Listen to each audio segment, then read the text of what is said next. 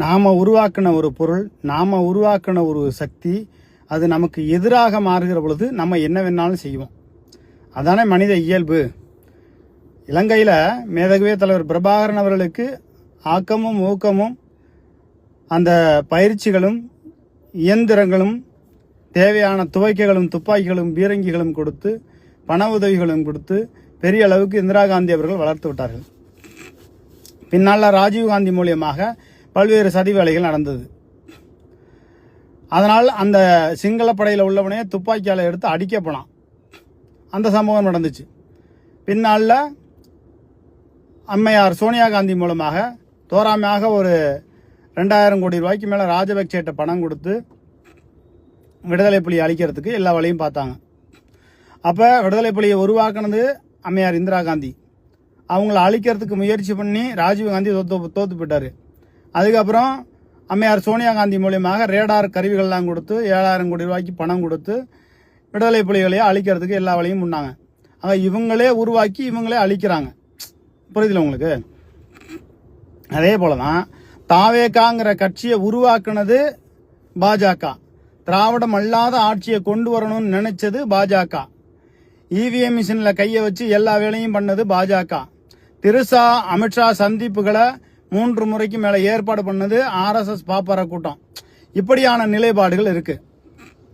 இப்ப விஜய் காங்கிரஸ் கூட கூட்டணி வச்சு காங்கிரஸ் கூட்டணி வந்து அவங்களுக்கு முதலமைச்சர் கொடுத்துட்டு ராஜ்யசபா MP பதவியும் கொடுக்கறாருல, அங்கதான் பாஜக கோபத்தின் உச்சத்திற்கு போயிட்டாங்க. அப்ப என்ன பண்றாங்க, அம்மையார் ஜெயலலிதா அவர்கள் அப்பல்லோ மருத்துவமனையில் இருந்தபோது அம்மையார் சசிகலா வந்து ராகுல் காந்தியை கூட்டிகிட்டு வந்து அம்மையார் ஜெயலலிதா அவங்கள பார்க்க வச்சாங்கல்ல, அன்னைக்கு அம்மையார் சசிகலா மேல குறி வச்சுட்டாங்க பாஜக. அம்மையார் ஜெயலலிதா அவர்கள் அப்பல்லோ மருத்துவமனையில் இறந்த பின்னர் தான் மோடி வர்றாரு. அதுக்கு முன்னாடி மோடி வரல. காரணம், ராகுல் காந்தியை கூட்டிட்டு வந்து இவங்க பார்க்க வச்சதுனால பாஜக கோபத்தின் உச்சத்துக்கு போயிட்டாங்க. அப்போ வந்து அம்மையார் சசிகலா அவருடைய தலையில கை வச்சுட்டு போனாரு. அதுக்கப்புறம் என்ன சம்பவம் நடந்துச்சுங்கிறது உலகத்துக்கே தெரியும். அதுபோல விஜயை உருவாக்கியது பாஜக. அருண்ராஜ் IRS என்ற ஒரு ரைடுக்கு வந்த அதிகாரி மீண்டும் அதே கட்சியில் இணைகிறார். அப்படின்னா இதுல இருந்து நீங்க என்ன தெரியுது?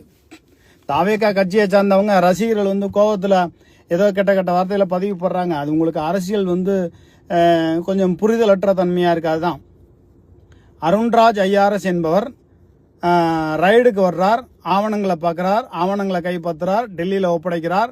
அவங்க மூலியமா கட்சி ஆரம்பிக்க சொல்றாங்க. கட்சி ஆரம்பிக்கிறார். பாயசம் பாசிசம் எல்லாமே பேசி கொடுக்க சொல்றது எல்லாமே இவங்க பேசி கொடுக்குறாங்க. தேர்தல் முடியுது. ஆஸ்திரேலியாவுக்கு டிக்கெட் போடுறாரு. யாரு கூட டிக்கெட் போட்டிருப்பாருன்னு தெரியும். ஆனால் டிக்கெட் போட வேண்டாம், டிக்கெட்டை கேன்சல் பண்ணுங்க, நீங்க அதிகாரத்துக்கு வர போறீங்க, உங்க வேட்பாளர்லாம் கூப்பிட்டு எல்லாத்தையும் ஒரு 40 பேரை தயார் பண்ணி வைங்கிறாங்க. முதல்ல நீங்க 40 சீட்டும் ஜெயிப்பீங்கிற மாதிரி தான். அப்புறம் எடப்பாடி பழனிசாமி கிட்ட ஒரு டீல் பேசுறாங்க. விஜய் 2.5 வருஷம், நீங்க 2.5 வருஷம் ஓகேவா அப்படின்னு கேட்கும்போது முடியாதுங்கிறாரு எடப்பாடி பழனிசாமி. ஒருவேளை அவர் ஓகே சொல்லியிருந்தா அதிமுக தாவேகா ரெண்டுமே ஈக்குவலா வர்றது மாதிரி பண்ணி ஒரு 70-80 சீட்டு ஈக்குவலா வர்றது மாதிரி மிஷன்ல செட் பண்ணியிருப்பாங்க.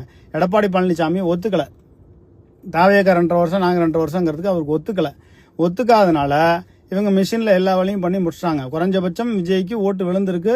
20% 22% ஓட்டு விழுந்திருக்கு. ஆனால் 34% ஓட்டுங்கிறது அது நம்ப முடியாது. இப்போ நான் சொன்ன விஷயங்கள் எல்லாத்தையும் நீங்க ஆராய்ஞ்சு பார்த்தீங்கன்னா கரெக்டாக தெரியும். அதுக்கப்புறம் மிஷின்ல மாத்திராங்க. அவங்க வேட்பாளர்லாம் கூப்பிட்டு பேசுங்க, அதிகாரத்துக்கு வர போறீங்கன்னு எல்லாத்தையும் கூப்பிட்டு வச்சு பேசுறாரு. அதுக்கப்புறம் திருச்செந்தூர் கோயிலுக்கு இவங்க போச்சு விடுறாங்க பாஜக. அது மாதிரியான ஒரு சூழ்நிலை, இவங்க இதெல்லாம் ஒரு சக்தி ஏற்பட்டு போச்சுன்னு வேலோட போறாரு. சாய்பாபா கோயிலுக்கு போறாரு. ஏன் அதன் பிறகு இப்ப திருச்சிக்கு வந்தார்ல, ஸ்ரீரங்கம் கோயிலுக்கு போயிருக்கலாம்ல, ஏன் போகல? இனிமே இந்து கோயில் சம்பந்தப்பட்ட விஷயங்களுக்கு போக மாட்டார். அப்ப அதுக்கு முன்னாடி வந்து பாஜக தான் எல்லாம் வளர்த்து விட்டது, எல்லாம் பண்ணது. இப்போ வந்து கடைசியில் நமக்கு எதிராகவே எல்லா வேலைகளையும் பண்ணி காங்கிரஸையும் உள்ள எழுத்து வச்சு காங்கிரஸுக்கு அமைச்சர் பதவி, காங்கிரஸுக்கு ராஜ்யசபா இப்படிலாம் கொடுக்கும்போது பாஜக கோபத்தின் உச்சத்துக்கு போயிட்டாங்க. இப்போ 2027 பிப்ரவரி மாதத்துல இந்த ஆட்சி கலைப்பதற்கு உண்டான அத்தனை வேலைகளையும் செய்ய போறாங்க. இதை நான் இப்போ சொல்லலை, தேர்தல் ரிசல்ட் வந்து கொஞ்ச நாள்லயே நான் சொல்ல ஆரம்பிச்சேன். திருசாவும் அமித்ஷா சந்திச்சதையும் சொன்னேன், இவிஎம் மிஷினில் மோசடி நடந்ததையும் சொன்னேன்.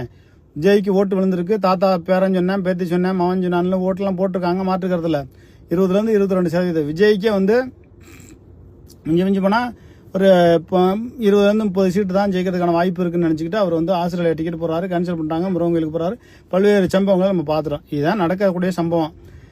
இவங்க நல்லாட்சி பண்ணணும்னா இருக்கிற கட்சிகளை வச்சு பண்ணியிருந்திருக்கலாம். அவங்க அதிமுகவில் எப்போ வந்து குதிரை பேரம் பேசி பண்ணாங்களோ அது கூட பாஜக வந்து கோவப்படலை. அவங்க கோவப்பட்டது முதலமைச்சராக பதவி இருக்கும்போது ராகுல் காந்தி வந்தார் பாருங்க, அது ஒன்று.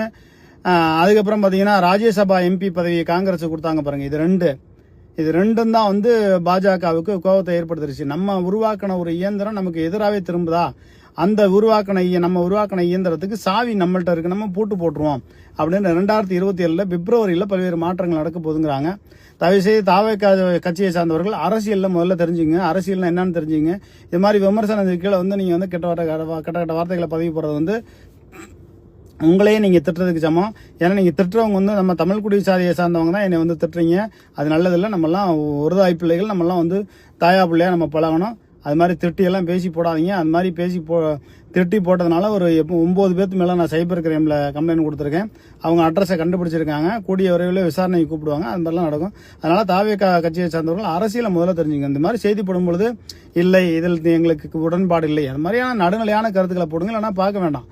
நம்ம செய்தியை பார்க்கறதுக்கு நடுநிலையான போராளிகள், சமூக ஆர்வலர்கள், பத்திரிகையாளர்கள், விவசாயிகள், விவசாய சங்கத்தை சார்ந்தவர்கள், அரசியல் ஆர்வலர்கள், நல்லவங்க பார்த்தா போதும், கெட்டவங்க பார்க்கணுங்கிற அவசியம் இல்லை. நன்றி, வணக்கம்.